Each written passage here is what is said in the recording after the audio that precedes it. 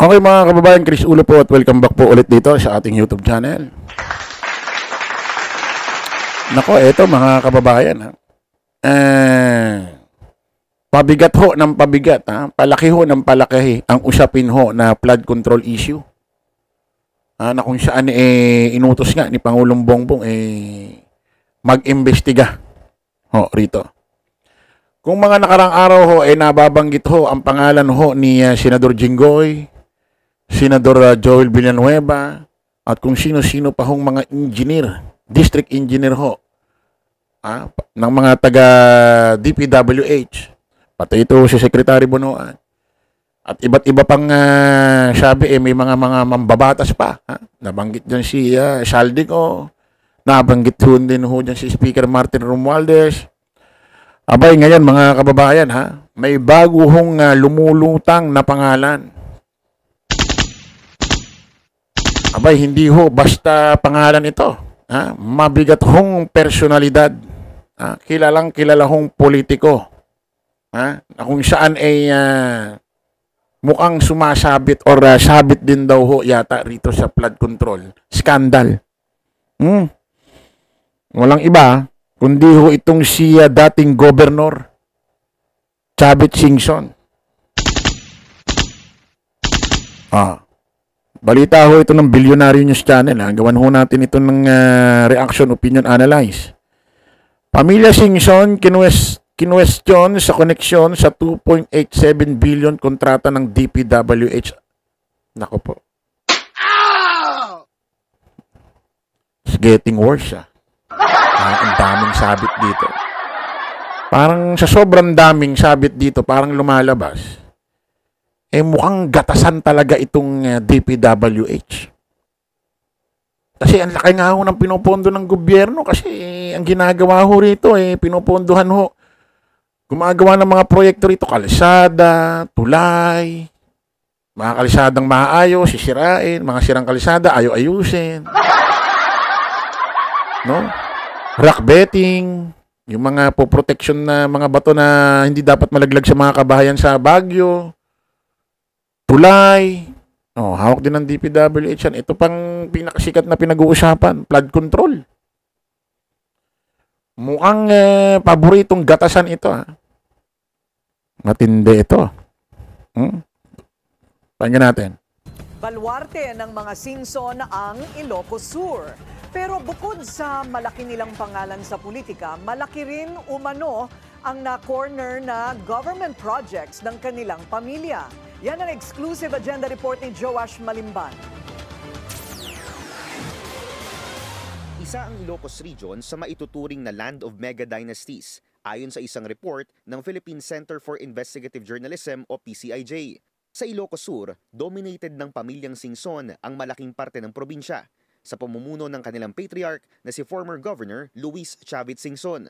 Sa kasalukuyan, nakaupong gobernador ang kapatid ni Manong Chavit na si Jerry Singson at Vice Governor naman ang anak niyang si Ryan. Nakaupo naman bilang 1st District Representative ang isa pang anak ni Chavit na si Ronald Singson at ang pinsan nitong si Christine Singson. Bukod pa yan sa mahigit 10 local positions na hawak ng mga Singson sa buong probinsya. Kilalang businessman si Manong Chavit kahit bago pa man ito sumali sa politika. Kasalukuyan niyang pinamumuno. Bago natin ituloy itong balitang ito, for your info, mga kababayan, kung hindi ho nagkakamali ang inyong lingkod. Kasama ho ang kapatid ni dating Governor Chavit Singson sa binuong grupo or tinatawag na ICI. Ito ho yung tinatawag na Independent Investigation Body ni Pangulong Bongbong Marcos. Kasama ho dyan. Ang apelido siyempre, Singson. Yun ang alam ko dyan, Hindi ako nagkakamali. Ito si Maria Joseph. Okay, tuloy natin. Munuan ang Luis Chavit Singson o LCS Group of Companies na may 12 kumpanya ayon sa website nito. Kabilang ng isang power corporation, isang mining corporation at isang airline operations company. Hindi pa kabilang dyan ang Partas Bus Lines na pagmamay-ari rin ng dating gobernador.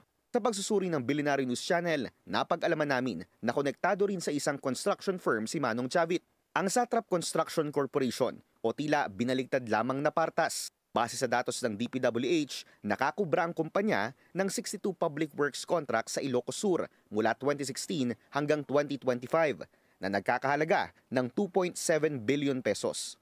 Sa isang 2012 Inquirer.net report, inamin dito ni Singson na pagmamayari ng kanyang pamilya ang nasabing kumpanya. Matapos i-raid ang isang factory sa loob ng property na nakapangalan dito. Sa isang 2018 DPWH contract, isang Reynaldo Atienzar na ang nakalagay na Authorized Managing Officer. Sa isang 2022 contract naman, napalitan muli ito ng isang Rolando Tica. Sa kasalukuyan, isang Engineer Harold Molina na ang nakalagay sa papel bilang presidente ng Satrap Construction Corporation. Sa isang June 21 post, binati ni Molina si Manong Chavit sa kanyang kaarawan na tinawag itong Our Big Boss. Sa magkakaibang okasyon, consistent na nagpo-post ng pagbati ang Facebook page ng Satrap Construction kay Manong Chavit at anak nitong si Vigan City Mayor Randy Singson ng Happy Birthday from your Satrap Construction family. Sa isang panayam, sinabi ni COMELEC Chairman George Garcia na bagamat maaaring tumakbo ang isang contractor sa isang public position, bawal ang pagkakaroon ng kontrata sa pamahalaan oras na manalo ka. Bawal din daw sa saligang batas ang pagkakaroon ng direct interest ng isang politiko sa isang business, lalo na sa kanyang nasasakupan.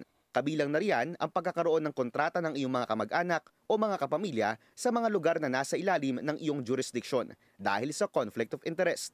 Sa pagsusuri ng aming team, parehong Singson na nakaupong district representatives sa 2 distrito ng Ilocos Sur ngayong 2025 elections. Kaparehong taon kung kailan nakuha ng Satrap Construction Corporation ang pinakamalalaking kontrata nito sa loob ng 9 na taon. 8 public works contracts na nagkakahalaga ng 543 million pesos. Bukod pa riyan ang nakaupong Ako Ilocano Party List Representative na si Richelle Singson Michael mula 2022 na anak din ni Manong Chavit. Although, siyempre, pag sila'y nanalo na at nangontrata pa sila, maa-anti-graft and corrupt practices sila kasi pinagbabawal nga po yun na magkaroon ng interest. Lalo pat ito ay maaaring makabangga sa interest ng publiko sa pamahalaan. Sinubukan ng Billionaire News Channel na kunin ang panig ni Singson at kung ano pa ang koneksyon ng kanyang pamilya sa kumpanya, pero hindi pa ito sumasagot sa aming mensahe. Para sa agenda, Joash Malimban, Billionaire News Channel. Nako po.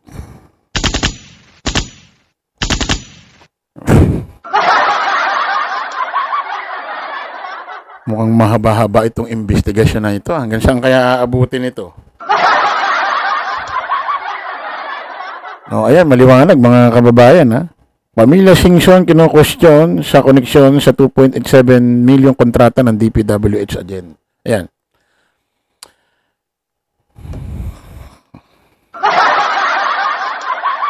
Kasi ba't ako natatawa mga kababayan?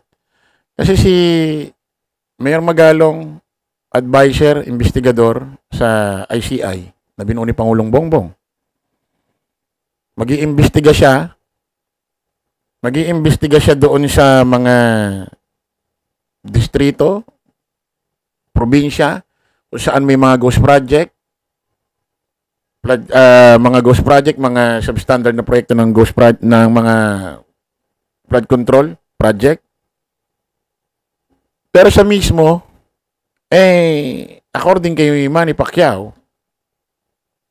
at dating ginawang live stream ni Yusek Attorney Claire Castro, merong katiwalian doon sa rock betting, according din kay dating Senador Antonio Trillanes.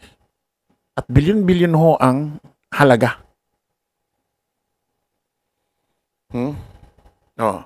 Isang ka makakakita ng gagawing investigador, advisor, para mag-imbestiga ho doon sa iba't ibang distrito ng probinsya na kung saan may flood control issue. Doon mismo sa probinsya niya, meron. Sa Baguio. Di ba dapat bago ka mag-imbestiga, mag-advise, dapat malinis muna yung probinsya mo. May right. Diba? Kumbaga sa pamilya nga, sa bahay, mangingailam ka ng pamilya, bahay, mag-a-advise ka ng ganito, ganyan. Oo, yung pamilya mo dapat ganyan, ganito, ganyan. Mismo pamilya mo may problema eh. So, hindi bagay. Saka makakita mag-a-advise ka ng problema ng pamilya, kayo nga, marami rin problema. Tapos ito naman, pamilya daw ni Singson, Chavit, kino-question sa connection sa 2.7 billion kontrata ng DPWH.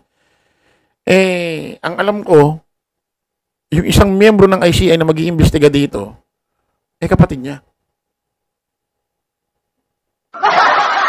Hindi tayo nagkakamali. Alam ko, kapatid niya eh. Yun ang narinig natin eh. Hindi ko lang alam kung kapilido. Anyway, kita-kita ulit tayo sa panibagong vlog. Bye-bye po.